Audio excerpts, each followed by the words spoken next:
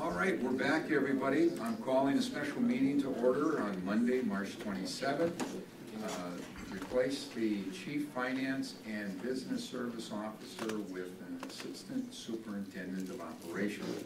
The work of the Chief Finance Business Service Officer has evolved to expand duties far beyond the business services to include community engagement, data analytics, and project management.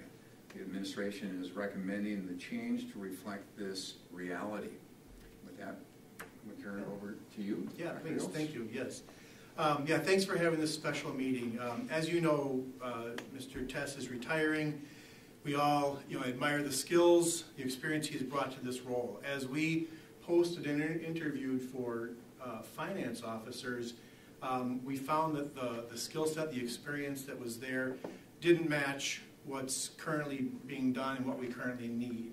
And so we did a little bit of research, and we feel that changing the position to Assistant Superintendent of Operations would draw from a broader pool, probably the pool that has the skill set that we really need. So that's why we're bringing that to you tonight. If you approve this, we would post this tomorrow. We've had some interest expressed by some candidates in the region. I'll put the motion forward and then we can ask questions on that. I'm seeking a motion to approve the job description for the Assistant Superintendent of Operations as presented. So moved. I'll second that. Okay, questions? So, just to clarify, so we put in posting out to replace Mr. Tess with his current duties, essentially, Chief Business and Finance Officer. Right. We didn't get, if I hear this correctly, we didn't get any candidates that possessed the right skill set and or experience to fill that. So we're going to change the job description with the bullet items here and then recast the net, hoping that we get candidates that meet these skill sets. Correct, with also a different certification.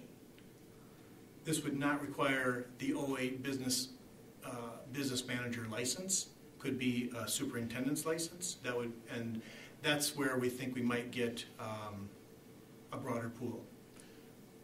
So I guess I'm concerned or confused if we didn't need or didn't want, I think how to ask this, that those skill sets and services during the first posting, why did we post it that way? If we really wanted this, why didn't we jump to this? We have these same requirements. We did not offer it, one, as an assistant superintendent, which is a very desirable position, and two, we thought we would get the skill sets, the experience we needed by seeking a chief finance officer. I don't know, okay. I'm just trying to process this in my head because it seems like we're altering the job description to go get somebody with skill sets that we think is out there rather than staying focused on the skill sets that we need for the district. These are the skills we need for the district. Okay, then back to my question, why didn't we go this route first? We posted it this way. It really just, one of the main changes was the licensure requirement. Moving from an 08 to, it could be an 08 still, but it would be an 01. And again, changing the title to the assistant soup also adds some attractiveness to the role. So the licensing change, what benefit do we get today from having the license that Mr. Tess has versus going to an 01? Benefit of an 08 versus an 01? Well, I guess I couldn't speak to that. I don't know. Do you know? Yeah. Yeah, sure.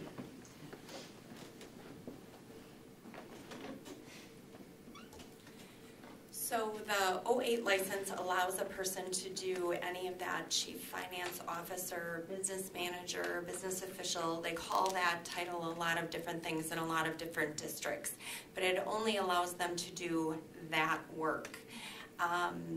What we found from the posting and the candidates that we received, just to clarify, we had one candidate that would have met the expectations. We offered that position and she turned us down and decided to stay where she's at because they did some adjustments for her there. The remaining candidates left did not possess what we need and what we currently have and what the job description really was looking for. And so by going to the assistant superintendent, you're going to get an 01 or an 08. So we might get somebody who's licensed as a business official. We also could get somebody who's licensed as a superintendent who, as a superintendent license, has the certification and allowability for them to do finance-related things as well as any other position in a district. Why is that beneficial? It will expand the candidate pool quite significantly because now we have opened it up to superintendents that may be at many small districts already doing the business function, as well as the curriculum function, as well as the superintendent function, as well as the HR function. They do a lot of different things. This position would be attractive because it would allow them to narrow up the scope of what they would focus on. Instead of being the jack of all trades, they could really zero in and become the master of one. And so that's really what this posting comes down to. Before we got to this position, we talked about this as a possible change. Once we realized we didn't have candidates that were going to meet our needs, I did some preliminary asking of some questions of some contacts that I have throughout the state, and I was assured very clearly that this will open up a significant amount of applicants because there are a lot more people with 08 licenses throughout the state than there are with 08s. So the 01 is the superintendent license is the reason why we believe we're going to get more candidates. They will have the requirements that we need. And we've got an amazing business services staff as a whole. So we're really looking for that person to lead and facilitate all of that work, just like Mr. Tess does. So do we or do we not need somebody to perform those skills and tasks that you said fall under the 08 license? We do, and an 01 can also perform those same tasks.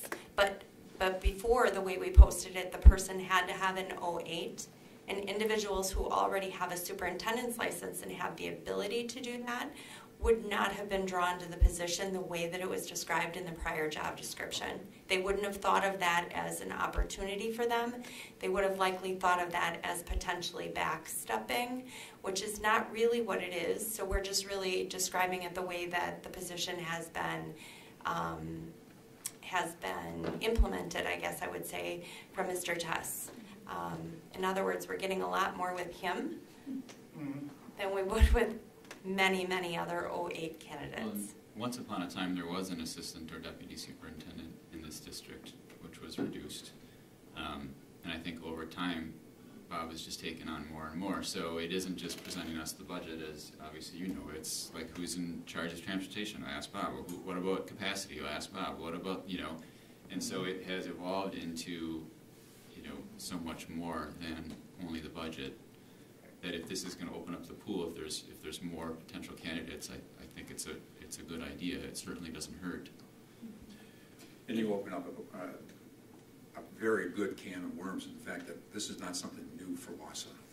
I remember the day, without bringing up names, of history of people that were in this position as an assistant superintendent, and it actually gave them great opportunities and the school district great opportunities by having that position. So you bring back a little bit of history. I appreciate that, Lance. I remember that. What thought was given to not replacing this position right now, given the state of flux of the district? It's decreasing, right? It's decreased significantly, as we've been talking about, with consolidation. What about if we don't replace this now, divvy up those duties amongst the existing administrative staff until we see what the long-term vision of the district looks like, and then figure out what position we need then? Did you guys talk through that at all? Sure. We need that position right there. Long-term. They, this role provides leadership to the financial health of the district, the purchasing, the facilities, the transportation. We need someone who has those skills to do that, and that's going to be a permanent.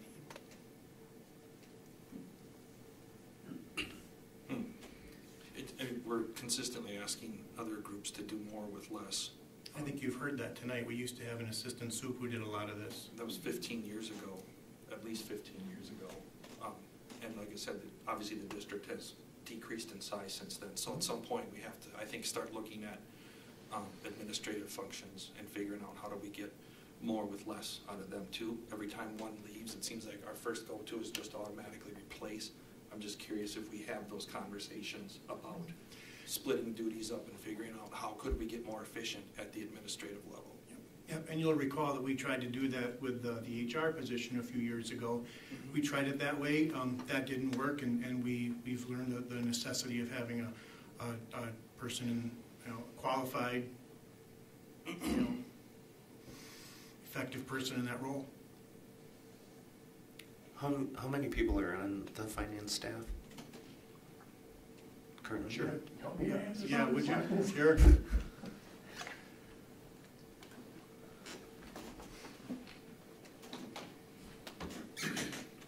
going to do some counting in my head. Okay. We have a business department led by Noel Tornson, our supervisor of financial services, and along with him, probably 1, 2, 3, 4 and a half, perhaps. We have a payroll with 3 people in that office. We have buildings and grounds, obviously, with a head of buildings and grounds and a supervisor of custodial services and probably 60 or 70 custodians. We have a food service director that you heard from earlier tonight and a food service department of 60 or 70 employees. We have a transportation liaison that is my administrative assistant that I also oversee. So I've got my hands in all of those different areas as CFO, and I would suspect this position would have their hands in the exact same places as deputy superintendent. We have had deputy superintendents here before, and I don't know if we ever had the deputy superintendent on the business side. It's been on the teaching and learning side most often, I believe. So this would be different in that regard. But the deputy superintendent, the way it's worded right now, would essentially be a CFO. But like you said, that posting, asking for a superintendent, would open this up to people that wouldn't have even looked at it the first time. I've got many friends who are business managers that looked at this, and some of them reached out to me and asked me about it.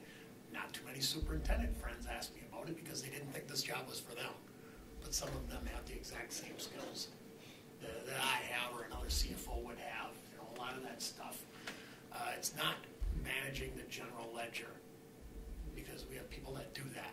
It's leading committees. It's communicating with the community. It's doing the stuff I do in front of you. It's heavy analytics. It's some of the things that superintendents are currently doing in their jobs right now in other districts that we could maybe attract with this posting that we couldn't have attracted a month ago. This would be a position that would be a step up for many of the superintendents that are in smaller districts, who are constantly looking at how can they add to their resume, what can they add to that. Coming here, being in a position in the Wausau School District, which is the largest district in central Wisconsin, is a big plus. And that would open up a lot of opportunities for people. Yeah, Bob was asking us just to see how many people are actually doing the math, and you're not really doing much of the math. The staff is, your position is more of a managerial oversight. You might be surprised at how much math I do. Well, and that Excel, I do. And that's kind of the side point, that then whoever would be in this position is going to need to be able to do that as well, right? As I do. Yeah. No more, no less, but as I do. Heavy analytics, heavy math, heavy spreadsheet building, heavy presentation, heavy piecing many things together and considering alternative perspectives while doing it, and strategically planning the district along with Dr. Hiltz and the rest of our team, of course. I mean, it's a lot of those things that we're looking for. I don't know if I'm misrepresenting anything, because I'm not as involved in this process as you might think, because we usually remove the person getting replaced with this person. So I hope I'm not speaking out of turn when I think I'm saying. I think the strategy part and execution, I don't see it listed on here, but just having worked with you these past 10 years, I think that is going to be a big void, strategy and execution both. Thank you. It's a pleasure doing it. It's one of my Plus, I learned more parts of the about- job. I learned more about spreadsheets too. Yeah, I'm wired a little different that way with liking spreadsheets, but So are we going to find somebody that's an Excel guru? you will. We will. All right, any other questions? I'd like to take a vote on this. Shall we restate it one more time? To approve the job description for the Assistant Superintendent of Operations as presented. All in favor? Aye. Opposed? Motion carries. Thank you very much. And next item, request for closed session pursuant to state statutes. Need a roll call vote on this. We need a first and a second. So I'll make the motion that we go into closed session for evaluation of employment of superintendent of schools pursuant to 19.85 sub 1 sub C of Wisconsin statutes. Second. Pat McKee? Yes. Cody Nicolai? Yes. Joanna Reyes? Yes. Corey Sillers? Yes. Lance Trollope? Yes. Karen Vandenberg? Yes. Lee Webster? Yes. Jim Boucher? Yes. Thank you very much. Are we going to be here?